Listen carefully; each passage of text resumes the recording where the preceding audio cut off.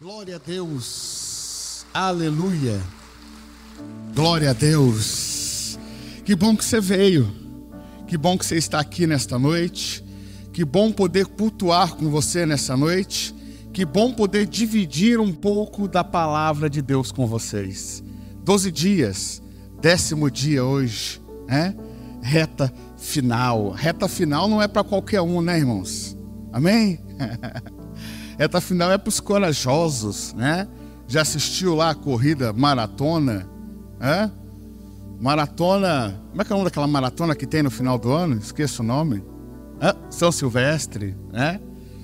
No início da São Silvestre, tá todo mundo, é ou não é? Camarada vestido de Bob Esponja, hot dog, né? É uma festa, né? Mas na reta final, quem dobra o caminho? Os quenianos, né? Canela fininha, rapaz. Camarada corre que nem suar soa, né? E eu fico taquicardíaco só de assistir os caras correndo, né? E no final são os poucos que terminam, né? Quero louvar a Deus nessa noite pela sua jornada, pelos 10 dias já caminhados, e louvar a Deus porque vocês vão terminar esses 12 dias louvando ao Senhor Deus, mais do que com seus lábios, mas louvando ao Senhor, ofertando a Ele um sacrifício de vida, subindo à casa do Senhor durante 12 dias, não como quem sobe, esperando que isso seja uma receita mágica, mas subindo à casa do Senhor, entendendo que durante esses 12 dias, o Senhor Deus te fortalece, te dá instrução, amém, queridos? E te prepara para enfrentar os 12 meses que estão por vir, amém? Eu quero já com vocês pedir que você abra comigo a tua Bíblia, em nome do Senhor Jesus Cristo, em 2 Reis, capítulo de número 6. 2 Reis, capítulo número 6, nós vamos nesta noite tratar de um assunto que na maioria das vezes acaba influenciando o ano de muita gente. Essa passagem de um ano para o outro, ela traz consigo um misto de emoções e muitas pessoas começam já o seu ano debaixo de uma influência ruim. E é importante nós estarmos aqui nesta noite para entendermos isso, para que a gente tenha uma jornada durante este ano, uma jornada frutífera, uma jornada abençoada em o nome do Senhor Jesus. 2 Reis, capítulo de número 6, versículo de número 24. Quem encontrou, diga: eu encontrei. Ô, glória, põe graça na voz aí, diga: eu encontrei. Pode ler, pastor? Aleluia, eu vou crer. 2 Reis, capítulo 6, versículo de número 24. Você pode acompanhar comigo, diz assim esse texto. Sucedeu depois disso que Ben-Hadad, rei da Síria, juntou todo o seu exército. Subiu e cercou Samaria. Houve grande fome em Samaria, porque eis que a cercaram, até que se vendeu uma cabeça de um jumento por 80 peças de prata, e a 4ª parte de um cabo de esterco de pombas por 5 peças de prata. Sucedeu que, passando o rei pelo muro, uma mulher lhe bradou, dizendo: acode-me, ó rei, meu senhor. E ele lhe disse: se o Senhor não te acudiu, de onde te acudirei eu, da eira ou do lagar? Disse-lhe mais o rei: o que tens? E disse: esta mulher me disse: dá cá o teu filho, para que hoje comamos e amanhã comamos o meu filho. Cozemos, pois, o meu filho e comemos, mas dizendo-lhe eu no outro dia: dá cá o teu filho para que comamos, escondeu ela o seu filho. Versículo 30 diz: e sucedeu que, ouvindo o rei as palavras desta mulher, rasgou as suas vestes, ia passando pelo muro, e o povo viu que ele trazia por dentro das suas vestes cilício. Capítulo 7, versículo de número 1. Então disse Eliseu: ouvi a palavra do Senhor. Assim diz o Senhor: amanhã, quase a este tempo, uma medida de farinha haverá por um ciclo. 2 medidas de cevada por um ciclo à porta de Samaria. Porém, um capitão, cuja mão do rei se encostava, respondeu ao homem de Deus e disse: eis que ainda que o Senhor fizera janelas no céu, poder-se-ia fazer isso? E ele lhes disse: eis que o verás com os teus olhos, porém daí não comerás. Amém? Eu acabei de comentar aqui que há poucos dias atrás nós viemos de uma virada de chave, né? Passagem de ano. Terminamos o ano, iniciamos o outro, e é um misto de sentimento, é um misto de dever cumprido, um misto de vitória por ter vencido o mês. E alguns terminam felizes porque atingiram seus objetivos e tiveram vitória e êxito em todas as suas batalhas e lutas. E do outro lado existe uma parte de um povo que termina o ano frustrado, abatido, angustiado, porque não foi um ano assim tão bom, não foi um ano com objetivos alcançados. E aí esta virada de ano, muitas das vezes, causa no coração das pessoas, logo no início do ano, medo, desespero. E as pessoas começam o ano desesperadas, ansiosas, de como será o ano e o desenrolar dos 12 meses. Começam o ano amedrontadas. E sabe, queridos, o medo de tudo, ele não é ruim. O medo de tudo não é ruim. O medo, em alguns momentos, né, como bem dizem aí, te protegem, te colocam limites. O medo protege você de fazer coisas, de tomar decisões. Mas quando o medo passa do limite e ele começa a prejudicar a sua jornada, a sua vida, a sua convivência, isso já não é um bom sinal. E nós vamos aprender nesta noite com esse texto que nós não podemos permitir que o medo paralise a nossa fé, nos afaste do Senhor e nos impeça de ver a mão do Senhor agindo sobre a nossa vida e sobre nosso lar. Eu analisando esse texto, querido, eu percebo toda vez que eu leio o Antigo Testamento, eu costumo dizer que o Antigo Testamento nós temos que tomar cuidado, porque nós não podemos correr o risco de colocar no texto aquilo que o texto não diz. Mas existe muito aprendizado aqui no campo moral, existe um aprendizado aqui no campo da fé.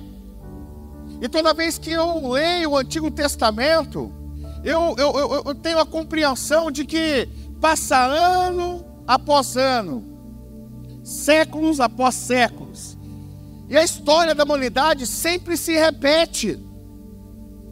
O povo sempre se corrompe, o povo sempre se quebra na fé, e o homem se corrompe, se dobra, cai, e Deus então envia uma palavra profética, e o povo se levanta, se arrepende, e quando se levanta, se arrepende, há um cântico de renovo, de vitória, e Deus renova a aliança com o povo. Mas dali passa-se um tempo e a história se repete. Nós lemos o livro de Reis e o que nós vemos é um levantar e um cair de reis. Homens se levantam, e aí os textos dizem, e fulano de tal fez o que era bom aos olhos do Senhor, e Deus era com ele, e a história dele e deixou de fazer o que era reto aos olhos do Senhor, e descansou com seus pais. E a gente vai vendo a história se repetindo, o povo se corrompendo, renovando a aliança com o Senhor, e esse é o risco que nós corremos. Isso continua acontecendo aí nos dias de hoje. Satanás tem suas artimanhas para fazermos nos recuar da fé. Satanás tem as suas artimanhas para nos fazer amedrontar, e quando nós somos tomados pelo medo, a nossa aliança com Deus, na maioria das vezes, é comprometida. O texto narra a história da cidade de Samaria, um povo fortalecido, e o povo é cercado por um exército muito maior, e o cerco era algo terrível, porque quando um exército grande cercava uma cidade menor, não precisava usar a espada, era só fazer um cerco. Cercava-se a cidade. A água, o alimento estavam para o lado de fora dos muros. Pessoas precisavam sair para negociar, buscar água. E estando cercada pelo inimigo, não podiam sair para buscar água, não podiam sair para negociar. Então a certeza é que, passado um tempo, o povo ia se enfraquecendo. O povo tinha medo e o medo os impossibilitava. O povo tinha medo, respirava ameaças. Isso os impedia que eles saíssem além dos muros, tomados pelo medo, paralisados pelo medo. O povo está comprometido. Não entra recurso em Samaria, não sai recurso de Samaria. O resultado é só um: o povo vai se enfraquecendo, o povo vai se enclausulando no medo, o povo vai sendo vencido pelo medo. E como resposta disso, o que a gente começa a ver é que o povo entra em desespero, porque o medo distorce como a gente enxerga a vida. O medo embaça a nossa visão de como a gente enxerga a vida. Eu tenho certeza que você já conheceu histórias, ou talvez você mesmo, influenciada pelo medo e pelo desespero, tomou uma decisão precipitada. Tomou uma decisão que não precisava ser tomada. O medo, o desespero, a ansiedade nos faz fazer isso. Nos traz um desespero de uma situação que vai acontecer, mas na maioria das vezes nunca acontece. Resultado disso é as decisões que o povo começa a tomar dentro do muro. O relato dessa mulher, desta mãe, é apenas um dos relatos das coisas que aconteciam dentro dos muros. Sabe, querido, existe uma realidade na tua vida que ninguém conhece. Existem marcas na tua vida que eu talvez desconheça. Existem dores que você tem carregado que talvez a pessoa que está sentada do seu lado desconheça. Mas existe um Deus aqui nesta noite em nosso meio que vê além dos muros, que vê além do sorriso, que vê além das belas roupas, do belo cabelo, do belo sapato. Existe um Deus aqui nesta noite que enxerga além dos muros, que contempla a tua alma, que contempla o teu coração, que conhece as tuas dificuldades, que conhece as tuas dores. O povo está enfraquecido pelo medo, pelo desespero, sabe? E o medo, ele ou nos leva a cometer algo ruim, ou nos precipita. Medo é algo interessante. Eu cresci no interior, sou de Paraibuna, cidadezinha, eu já falei aqui, eu acho, né? E quando você entra na cidade, tem uma faixa escrita assim: bem-vindo a Paraibuna. Quando você olha no retrovisor, pastor Bastante, você sabe, volte sempre para Paraibuna. Aí eu cresci lá, né? E qual que era a diversão do menino do interior? Subir no pé de jabuticaba, comer goiaba, muita goiaba, né? Quem já comeu goiaba? No pé da goiaba aqui, levanta a mão. Aí, tem mais de 40 anos, com certeza. Daí vem o ditado que diz: barriga cheia, barriga cheia, goiaba tem bicho. Não é? Que as primeiras goiabas a gente come que a gente nem olha, só dá uma lustrada e crau. Depois de meia dúzia a gente começa a abrir para ver se tem o bicho da goiaba. É por isso que você tá forte, viu, meu irmão? E aí, irmãos, eu me recordo que eu tinha a bicicletinha Monarch, eu devia de ter uns 10 anos de idade, né? E aí a gente ia, tinha um lugar bem afastado, chamava Estrada da Noiva, porque contava uma lenda que tinha capotado um caminhão com uma noiva e uns convidados vindo de uma festa, a noiva tinha morrido, aparecia lá, aquelas histórias do interior, sabe? E aí os meninos diziam: vamos andar de bicicleta na Estrada da Noiva, 10 horas da noite. Falava: então vamos, né? E a gente ia, né? Aquele monte de menino, né? 10 meninos de bicicleta. A gente ia, na volta sempre tinha um atribulado que gritava assim: a noiva! Irmão, eu era o último, irmão. Mas o medo, o desespero, dava uma alegria, um avivamento nas pernas, irmão. A bicicleta, o pé escapava do pedal. Quem já tomou pedalada na canela, irmão, só ia perceber quando o sangue esfriava. O medo faz isso com a gente, né, irmão? O medo faz isso com a gente. O medo não é de todo ruim, não, né? O medo, às vezes, é um sinal de que alguma coisa está errada. A dor é um sinal de que alguma coisa não vai bem, precisa ser investigado. Toda vez que você sentir dor, você precisa investigar a tua vida. Alguma coisa não vai bem, alguma coisa precisa ser investigada. Então o medo não é de todo ruim, né? O medo faz, às vezes, a gente investigar as nossas ações, mas também, às vezes, faz a gente se precipitar. O medo desperta em nós coisas terríveis. E o povo está desesperado pelo medo. O medo distorce a realidade do povo. O povo passa a ver as coisas confusas. E o relato dessa mulher deixa isso claro. Olha a decisão que eles tomaram. Conversava com um casal algum tempo atrás e por conta de um acontecido eles estavam tão amedrontados que colocaram uma casa à venda para mudar de cidade. O medo faz a gente se precipitar, tomar decisões que outra hora a gente não tomaria. E a gente precisa tomar cuidado para não confundir medo com temor.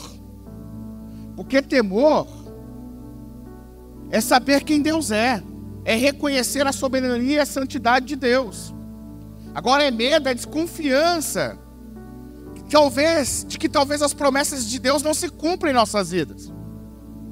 O medo é perigoso, querido, porque o medo limita o nosso relacionamento com Deus. Vocês lembram de Gênesis? Todo dia, na viração do dia, Deus visitava Adão no jardim e Adão se apresentava ao Senhor e eles dialogavam no jardim. Mas uma vez que Adão descobriu o pecado, Deus vem na viração do dia. Mas cadê Adão? Onde está Adão? Adão! Adão! E Adão, com uma voz amedrontada, diz: Senhor, eu ouvi os teus passos e me escondi, porque tive medo e vergonha.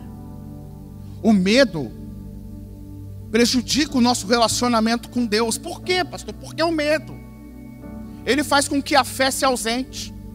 Aonde o medo opera, aonde o medo impera, a fé se enfraquece. E é por isso que a gente precisa tomar cuidado com isso. Lembram de Pedro? Pedro, quando estava no barco, açoitado pelas ondas, desesperado, o texto descreve homens desesperados no barco. E nós não estamos falando de qualquer homem, estamos falando de Pedro, um profissional náutico, se assim posso dizer. Todas as artimanhas da navegação Pedro conhecia, era a profissão. Mas naquele dia o desespero tomou conta, o medo tomou conta. Eles achavam que ia morrer, decreto de morte, não tem mais o que fazer. Todos os nossos recursos se esvaíram, não tem mais saída para nós. E Pedro está desesperado. Mas o texto diz, lindamente, que Jesus vem à quarta vigília, caminhando por de sobre as águas.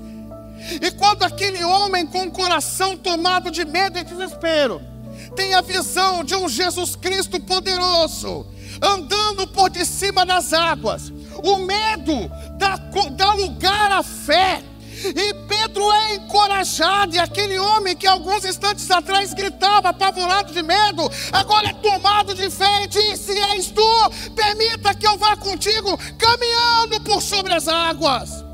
Aquilo que outrora amedrontava Pedro, aquilo que outrora causava pânico em Pedro, as águas do mar, agora já não amedrontam mais, porque a fé toma o lugar do desespero. Em nome do Senhor Jesus Cristo, você não será guiado pelo desespero este ano, você não será dominado pelo medo este ano. Deus te convida neste ano a fechar as portas, as janelas do medo, a janela do desespero, e Deus te convida a abrir as janelas da esperança. Você não pode ser dominado pelo medo. Pastor, o que eu faço? Se o medo tem sobreposto a fé, você precisa voltar às práticas espirituais. Você precisa voltar às práticas da fé. Você precisa pegar a sua Bíblia na tua casa. Quanto tempo talvez faz que você não faça isso, a não ser no ambiente de culto? Você precisa voltar a frequentar o ambiente da oração. Você precisa voltar a praticar a oração, a conversar com Deus, a falar com o Senhor. Você precisa voltar às práticas espirituais para que a tua fé seja renovada. Nós não podemos trocar um ambiente de culto pela igreja do bispo Netflix, do apóstolo Amazon Prime. Isso aqui é insubstituível. Isso aqui não tem valor. Você precisa estar na base para ser fortalecido, porque tem que ser cheio de Deus para conduzir uma família, tem que ser cheio de Deus para conduzir uma empresa, tem que ser cheio de Deus para criar os filhos, tem que ser cheio de Deus para viver esta vida. E é só aqui que nós somos preenchidos pelo Senhor, fortalecidos pelo Senhor. 2 Timóteo 1,7 diz que Deus não nos deu o espírito do medo e da covardia. Ele nos deu o espírito de poder, de amor e de equilíbrio. Porque onde o medo opera, há desequilíbrio. Onde o medo opera, há desequilíbrio e confusão, precipitação. Mas aonde o poder de Deus opera, há equilíbrio. Deus não te deu um espírito de medo, Deus te deu um espírito de poder, de amor e de equilíbrio. Em nome do Senhor Jesus Cristo, Deus há de colocar a tua casa, o teu casamento, as tuas finanças, a tua vida emocional em equilíbrio. O povo está debaixo de um cerco de medo. E sempre que nós estamos vivendo um ambiente de medo, uma jornada no medo, no desespero, Deus convida a gente a transicionar para a esperança, a olhar para Ele, a olhar para a Sua palavra. Sabe, sempre que eu percebo que o medo está predominando, eu costumo olhar para trás. Eu costumo olhar para trás e ver quanto Deus já me livrou. Eu costumo olhar para trás e fazer uma retrospectiva. Eu quase sempre faço isso, porque quando eu faço isso, eu tenho a compreensão, o entendimento de quanto Deus já me abençoou. Irmão, você já passou dias mais difíceis, viu? Já teve dia que você não tinha um tostão furado? Já teve dia que você tinha que esperar o seu irmão chegar da escola, porque só tinha um sapato para ir para a escola? Quem tem uma história dessa para contar? Já teve dia que para vir para o culto, ou ir para a igreja, você tinha que sair de casa 1h30 mais cedo, porque você tinha que ir a pé. Ia louvando e ia glorificando ao Senhor. Irmãos, você já teve dias mais difíceis. Você hoje é um homem muito abençoado, uma mulher muito abençoada. Deus já te abençoou demais. E quando você começa a fazer essa retrospectiva, você vai perceber o quanto Deus já te abençoou. Eu às vezes, quando percebo que sou tomado pelo medo, esses dias eu estava me recordando, né? Fui sair de casa, o pneu do carro estava furado. Aí eu falei para a Érica, eu vou com o seu carro. Aí peguei o carro e fui embora, sabe assim, atrasado no horário, dirigindo e tal. Aí eu, poxa, no meio do caminho, indo para Mogi das Cruzes, eu falei, peraí, paz, eu sou muito abençoado. O pneu estava furado, eu deixei o carro e peguei outro.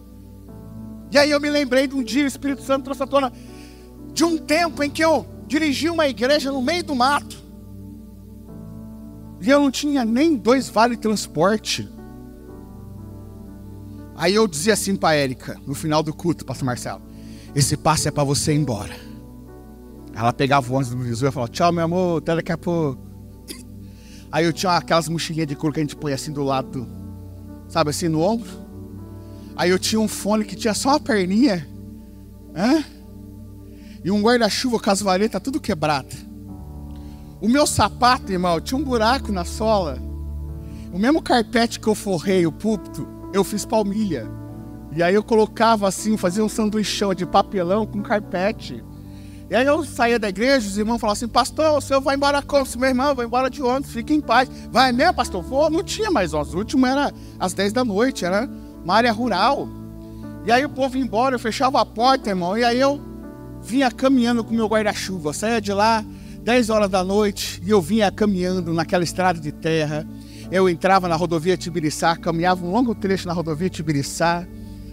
Aí eu entrava ali pela estrada da Fazenda Viaduto, subia lá para cima, onde é hoje o clube, lá em cima, esqueci o nome, né, a Rocha, e descia, eu morava na Casa Branca até chegar em casa. Chegava 00:30, a Érica estava me esperando no portão, enrolada no cobertor, vendo eu dobrar a esquina. Eu chegava em casa para acordar no outro dia, 4:30 da manhã para trabalhar. Pensa num camarada revoltado, pensa num camarada bravo, que nada, irmão, numa alegria danada, aqui no caminho, sabe, eu ia falando com Deus, irmãos, e aí eu ficava torcendo para não aparecer um abençoado para não me dar carona. Sabe por quê? Porque eu não queria piedade, eu não queria misericórdia, porque me dava prazer me gastar pela obra do Senhor. Sabe, você nunca vai ver o apóstolo Paulo reclamando, você nunca vai ver o apóstolo Paulo falando: que vida miserável, que ministério pesado, que é isso aqui?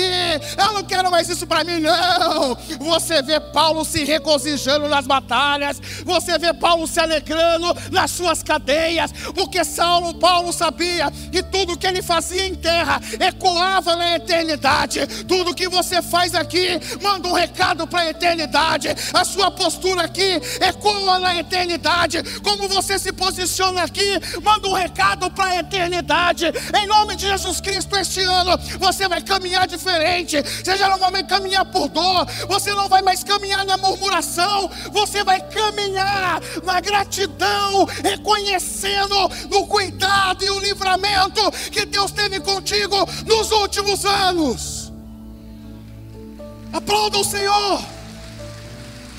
Chega de vitimismo, chega de olhar para trás e se vitimizar. Não, o Senhor está te projetando.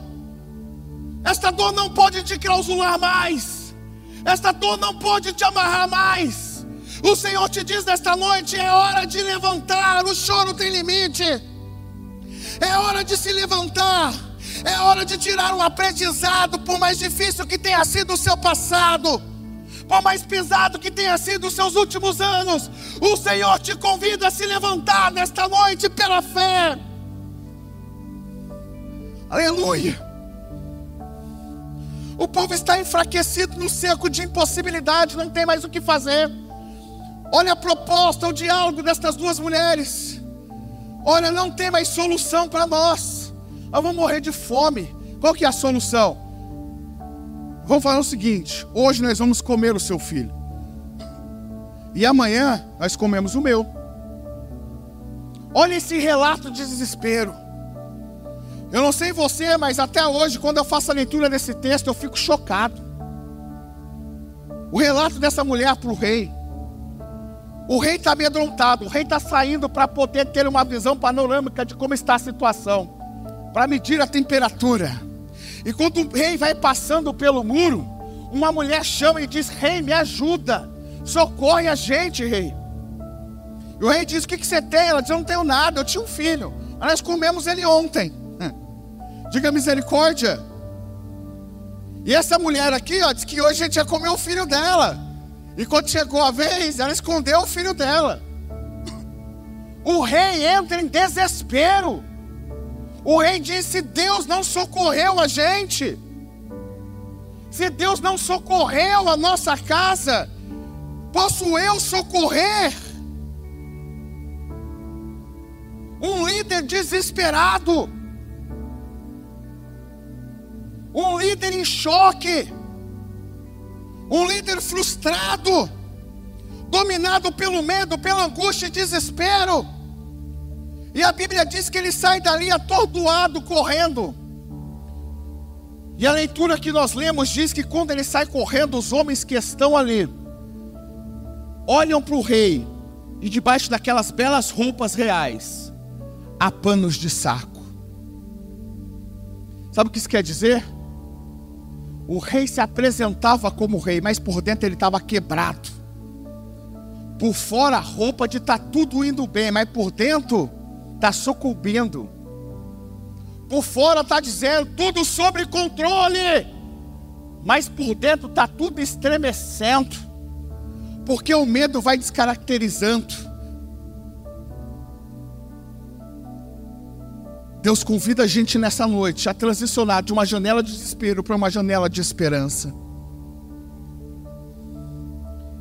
Eu conversava com um colega de trabalho hoje, e ele me descrevia a situação de saúde do seu pai. E ele dizia: eu acho que para o meu pai não tem mais jeito. Eu disse: por quê?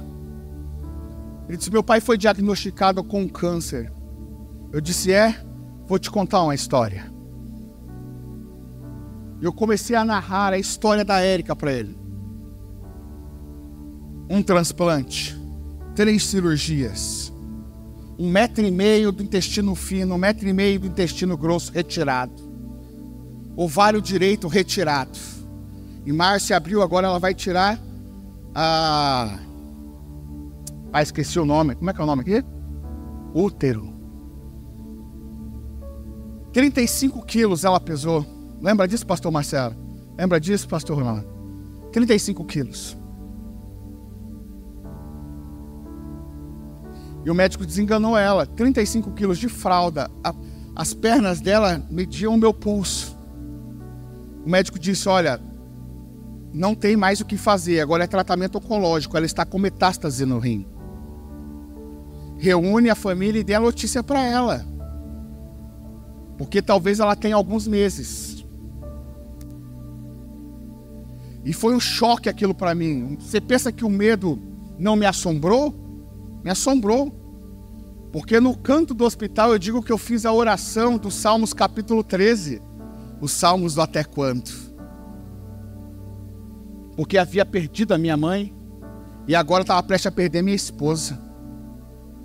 Mas o medo deu lugar à fé. Eu experimentei o sobrenatural de Deus.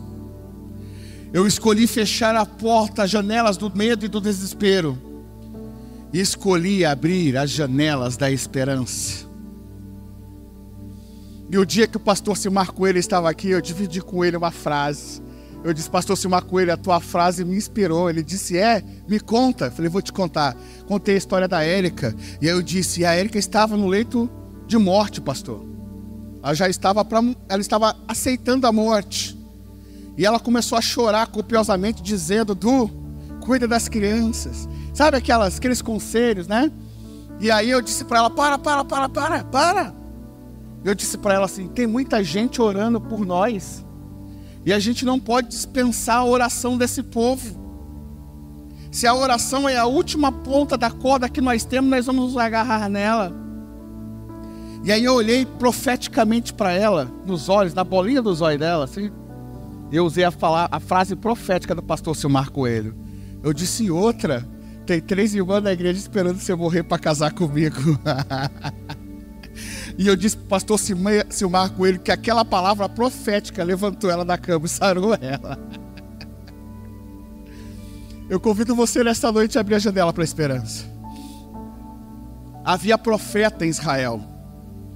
Deus quer te usar como profeta na sua casa, para profetizar este ano sobre os seus filhos. Sabe, o convite do Senhor nessa noite é para abandonar uma fé inerte.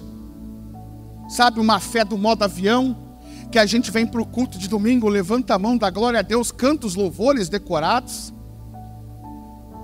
Não é este culto que Deus espera de nós, não. Esse culto é para fortalecer a fé, mas o culto que Deus espera é o culto de amanhã, no seu trabalho, na sua escola. Deus convida você nesta noite a abrir a janela para a esperança do novo de Deus.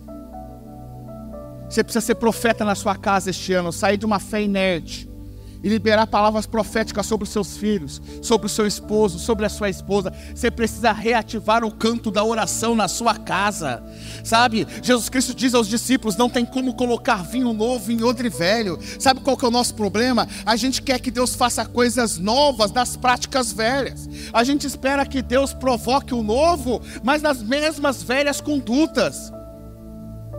Você precisa provocar o seu lugar de oração de novo. Você precisa voltar a colocar as mãos sobre os seus filhos enquanto eles estão dormindo. E orar por eles, profetizar sobre a vida deles. Você precisa dobrar os seus joelhos quando o teu esposo ou a tua esposa sai de casa para uma empreitada. Precisa dobrar os joelhos, a tua sala precisa conhecer os teus joelhos. O seu tapete precisa conhecer o teu joelho. Você precisa voltar a derramar lágrimas diante do Senhor em oração.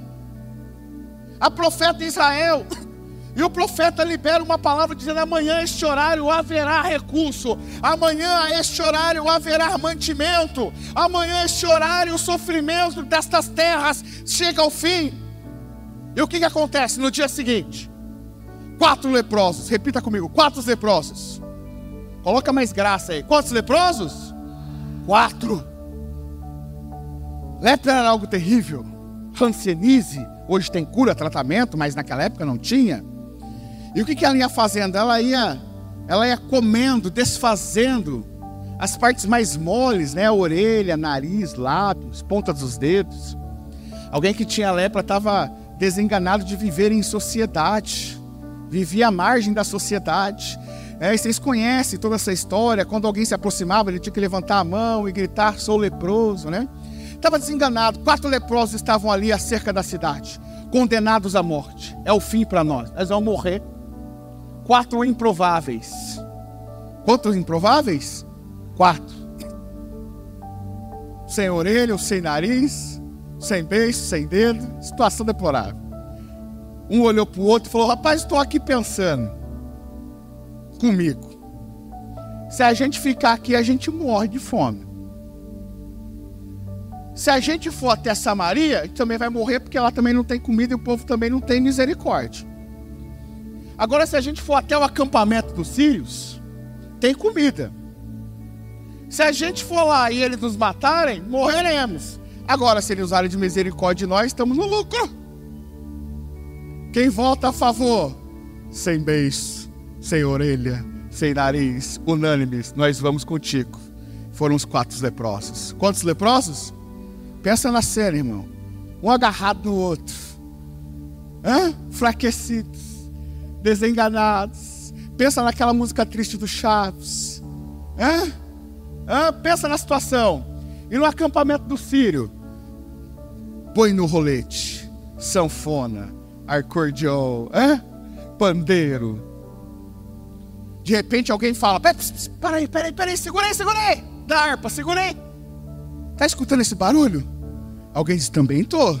Alguém põe o ouvido na terra e escuta o tremor da terra e diz: gente, o rei de Samaria alugou exércitos, cavalos e cavaleiros. O número deles é infinitamente maior do que nós. Se nós sairmos daqui agora, nesse exato momento, nós salvaremos as nossas vidas. E o povo sai correndo, deixa cavalo, deixa a tenda, deixa o boi no rolete, deixa os utensílios. E quem vira a esquina lá atrás? O sem orelha, sem nariz, o sem beiço, o sem dedo. E quando eles chegam à porta da cidade, eles dizem: o que tem aqui? O que aconteceu? Tudo isso é para nós. E um deles diz: não, jamais. O nosso povo perece com fome. O nosso povo perece pelo medo e desespero. Nós temos que avisá-lo. E naquele dia chegou providência naquele lugar. Em nome de Jesus Cristo, esse ano você não vai ser guiado pelo medo. Chega.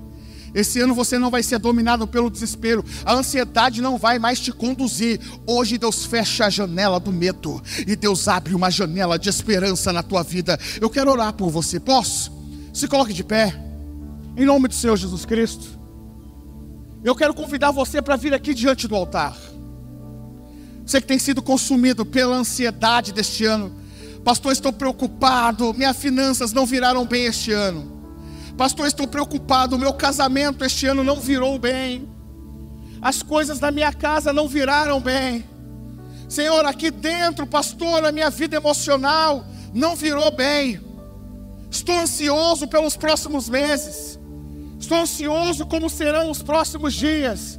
E o Senhor nesta noite convida você aqui diante do altar a abrir uma janela de esperança, em o nome do Senhor Jesus Cristo. Quero orar por você nesta noite, mas eu não quero orar sozinho. Enquanto eu oro, eu quero que você dê nome aos seus medos. Eu quero que você dê nome à sua insegurança. Eu quero que você dê nome à sua incerteza. Sabe esta ansiedade de que não vai acontecer? Sabe esta ansiedade que te consome? Eu quero que você comece a dar nome para ela. Não me deixe orar sozinho, Pai. Eu quero nesta noite orar com este meu irmão e com esta minha irmã. Eu quero abençoar a vida dele, eu quero abençoar a vida dela. Eu quero declarar sobre esta casa, sobre este lar, que abrirá uma janela de esperança. Haverá resposta sobre esta casa, haverá resposta sobre esta família. Em nome do Senhor Jesus Cristo, o medo não consumirá mais. Oh meu Deus, a ansiedade não irá mais ditar o curso desta vida, deste lar, desta família. Nós repreendemos hoje, em nome de Jesus Cristo, toda a artimanha do mal. Nós repreendemos hoje, meu Deus, toda a arma forjada do inimigo para desestabilizar, toda arma forjada do inimigo para desconstruir, em nome do Senhor Jesus Cristo. Meu Deus, coloca as tuas mãos nesta noite, estabiliza a vida emocional. Meu Deus, visita o lar, visita a casa. Meu Deus, visita a vida pessoal. Só o Senhor conhece a intimidade, só o Senhor conhece a dor, só o Senhor conhece o sofrimento. Meu Deus, como naquela madrugada, meu Deus, aquela embarcação, meu Deus, o medo que dominava a embarcação deu lugar à fé e à esperança. Nesta noite, em nome de Jesus Cristo, nós repreendemos o medo, o desespero, e nós declaramos hoje que nós caminharemos por fé em novidade de vida, em nome do Senhor Jesus. E se você crê e recebe esta palavra na sua alma, aplauda ao Senhor bem forte, bem forte, bem forte, em nome do Senhor Jesus Cristo. Aleluia, aleluia.